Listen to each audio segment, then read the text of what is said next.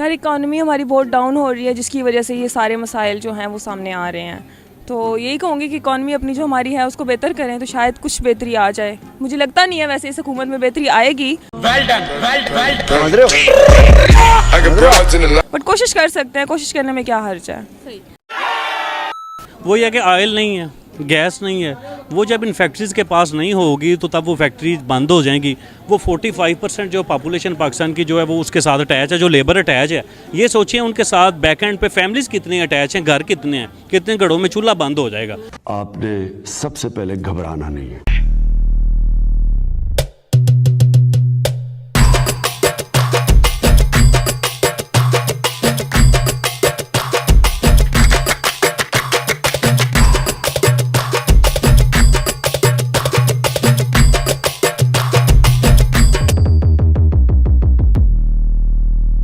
वो कहते हैं ना, तोता चढ़ा बाजे घना। ऐसा ही हाल हमारे पड़ोसी मुल्क पाकिस्तान का है। मगर क्यों? पाकिस्तान आए दिन भारत को कभी परमाणु बम से उड़ाने की धमकी देता है, कभी पाव किलो के बम उड़ाने की धमकी देता है। लेकिन हिंदुस्तान ये याद रखे, हमारे पास पाव आधा पाव का भी बम है।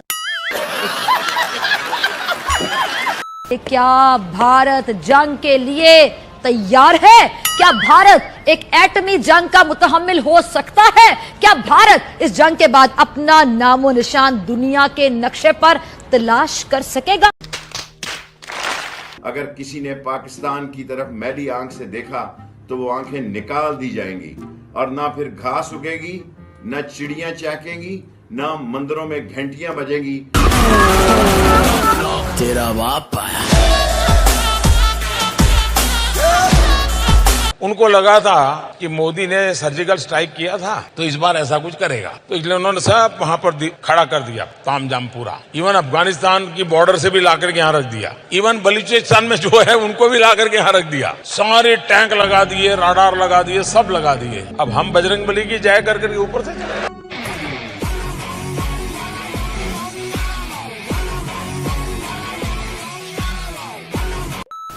तुम्हारा रस का बाप को भेज, तेरे बस की बात नहीं।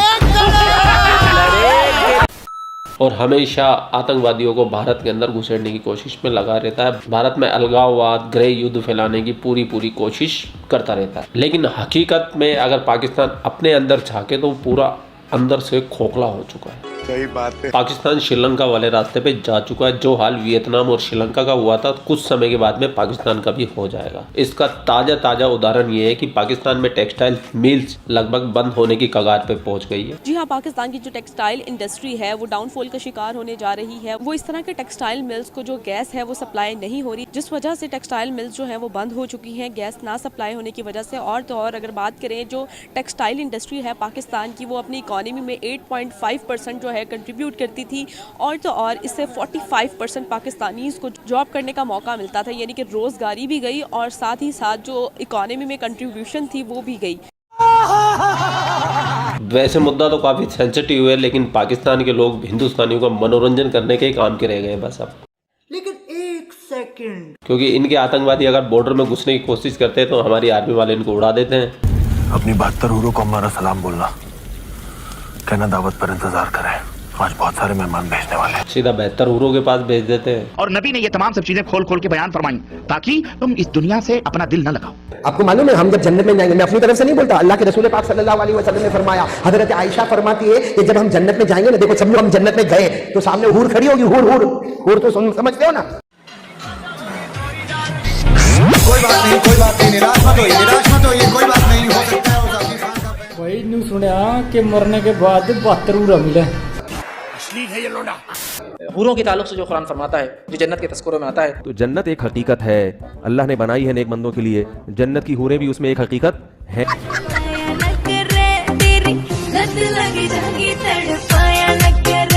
हूरें चाहिए इनको, ये मिलेगी ये।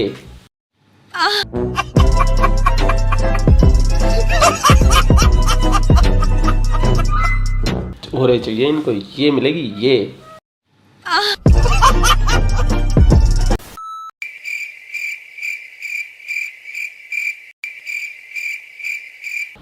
और शुरू करते हैं। अच्छा, मेरे आज के प्रोग्राम का सवाल ये है कि अगर बात करें पाकिस्तान की टेक्सटाइल इंडस्ट्री के हवाले से, तो पाकिस्तान की जो टेक्सटाइल इंडस्ट्री है उनकी जो मिल्स है, गैस ना सप्लाई, ऑयल सप्लाई ना होने की वजह से बंद हो गई हैं, क्या कहना चाहेंगी? यार इकॉनमी हमारी बहुत डाउन हो रही है, जिसकी वजह से ये सारे मसाइल जो हैं वो सामने आ रहे हैं।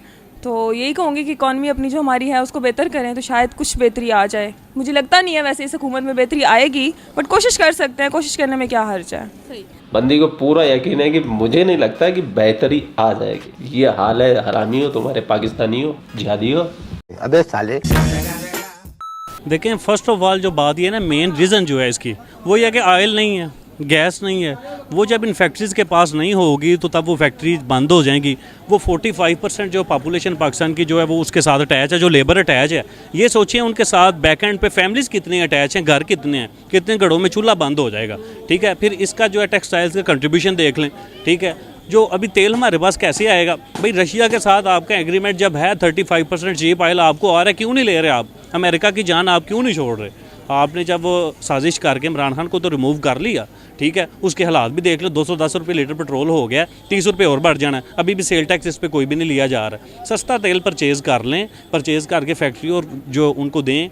गैस पे जो प्लांट्स चलने हैं वो भी बंद पड़े हैं। ठीक है, जो 8.5% GDP में कंट्रीब्यूशन है, इसका मतलब ये किसी इकोनॉमिस्ट से कोई बंदा पूछे कि इसका क्या कंट्रीब्यूशन है, बजट के अंदर कितना नुकसान होगा इससे।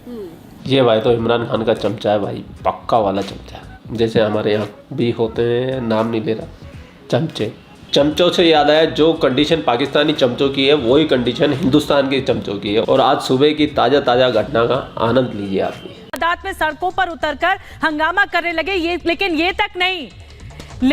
ये तक उन्हें नहीं पता था कि वो आखिर आए क्यों हैं। लेकिन पहले सुनिए उन कांग्रेसी कार्यकर्ताओं को जिनको पता तक नहीं है कि आखिर मुद्दा क्या है, हम विरोध प्रदर्शन सड़कों पर उतरकर क्यों कर रहे हैं। सुनिए जरा। क्या यहाँ पे आज क्यों इकट्ठे हुए? सबसे बात कर रहे हैं, अभी बात कर रहे हैं। आप लोग आज यहाँ क्यों इकट्ठा हुए? हाँ भाई, कहाँ रह गए? आप बता सकते हैं आज क्यों आए? नहीं, हम तो भाई साहब के गाँव से ही है, हम तो आप उनसे ही बात करिए। भाई साहब के गाँव से। भैया आप बता सकते हैं कि आज क्या कुछ क्यों आए हैं, क्या होना है? आज इनके लिए आए हैं राहुल भाई के लिए। क्या हुआ है राहुल भाई के लिए? मतलब जी, मतलब क्यों राहुल भाई को क्या हुआ है? कुछ नहीं, वैसे नहीं, कोई अगर जानकारी आपको दी गई हो कि क्या करना है? अभी नहीं दी गई। आप यहाँ आज क्यों आए हैं? मिलने के लिए आए थे श्री राहुल गांधी जी से। राहुल गांधी जिंदाबाद और जो नारे लगा रहे हैं आप लोग, वो क्यों लगा रहे हैं? हमारी नेता अपने नेता को जिंदा बात तो बोलेंगे। आपको पता है आज क्या हो रहा है? और बहुत कार्यकर्ताओं को बुलाया हुआ है, क्या कुछ हो रहा है? कुछ जानकारी है? नहीं, तो वो तो जानकारी नहीं ना कि क्या कुछ हो रहा है। हम लोग अपनी तरफ से अगर मिलने आए तो अपने लीडर से मिलने आए हैं। किस लिए आए थे? हमने हमारी काम सुनते नहीं है, महंगे का सामान है, हमारा घर कहाँ से चले, बच्चे कैसे पाले? तो यहाँ पे धरना किस लिए? राहुल गांधी के लिए कि किसके लिए? क्या राहुल गांधी को क्या हुआ? उनसे मिलना है हमें। राहुल गांधी तो यहाँ वहाँ दूसरी तरफ से आएंगे। अच्छा, आएंगे तो देखेंगे। आपको क्या बताया, किस लिए बुलाया गया? ये तो शुरू से ही ऐसे है, ये कौन सा पहली दफ़ा है। पाकिस्तान में कोई भी हुक्मरान ये चाहता ही नहीं है कि मुल्क तरक्की करे। यहाँ तक ये हाल है कि कोयले की जो हमारी बिजली कोयले के थ्रू बनती है, उसके इन्होंने प्लांट जो हैं वो बाहर से मंगवाए गए हैं। कोयला बाहर से आएगा, जबकि पाकिस्तान में कोयला इधर है। हमारे जो वज़ीर आज़म साहब हैं शहबाज शरीफ, वो कहते हैं जी ये किसने लगाया था ये प्लांट जो बाहर से कोयला आएगा, हमारे पास अपना है। और हालांकि इन्होंने खुद लगाया था अपनी पिछले दौरे हुकूमत में। तो ये तो हाल है, तो इस तरह तो ये चलता रहेगा। मुल्क पहले भी ऐसे ही था। और जो टेक्सटाइल की आपने बात की है, काफ़ी हद तक जहाँ तक मुझे नॉलेज है, मे बी मैं गलत हूँ, मुझे लगता है कि इमरान खान के दौर में चीज़ें बेहतर हुई थी। लेकिन एक हुकूमत के जाने की वजह से सारा मोडीज़ ने भी आपकी जो मईशत है उसको नेगेटिव तरफ भेज दिया। तो मुझे लग रहा है कि मज़ीद ख़राब होंगे, लेकिन अल्लाह ताला चाहे तो बेहतर होंगे। और बाकी हमारे हुक्मरान इसकी अब सच्चे नीयत से करें मेहनत, तो इंशाल्लाह बेहतर होगा, क्यों नहीं होगा। अल्लाह ताला ये कोई कुछ नहीं कर सकता भाई, जब तक तुम खुद अपने आप को नहीं बदलोगे। वो कहते हैं ना कि जब तक आप अपनी मदद खुद नहीं करते, जब तक आपकी मदद ऊपर वाला भी नहीं करता। नाइस। आपके मुल्क के बद से बदतर हालात को देखते हुए तो मुझे ऐसा लगता है कि अल्लाह भी कहीं ताला लगा के चला गया भाई, छोड़ गया तुमको राम भरोसे। अल्लाह माफ़ करे, बहुत मनुष्य लग रहे हो, मत करो, रहने लो।